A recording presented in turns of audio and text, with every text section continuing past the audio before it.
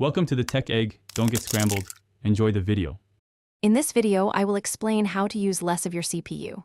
First, a simple restart can often resolve temporary glitches and clear out processes that are unnecessarily consuming your CPU's power.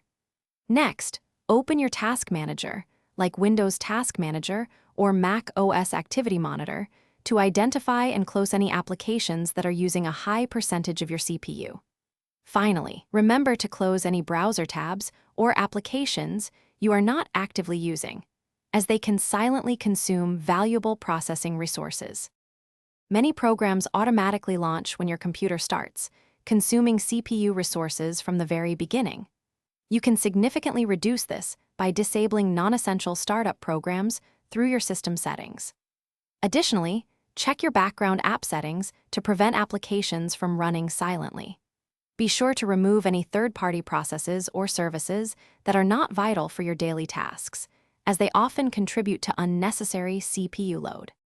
Keeping your software up to date is crucial for optimal CPU performance. Regular updates for your operating system, applications, and device drivers often include performance enhancements and bug fixes. If you frequently use resource-intensive software, explore more lightweight alternatives that perform similar functions with less CPU demand. Also, consistently scan your system for malware and viruses. Malicious software can secretly consume a significant portion of your CPU's power.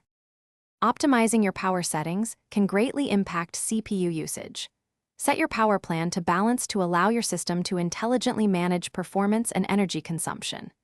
Physical maintenance is also key. Ensure your computer has proper airflow and is free of dust to prevent overheating, which can force your CPU to slow down.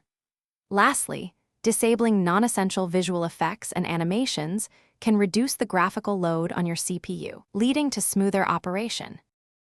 Thanks for watching. Consider subscribing if I helped unscramble your problems.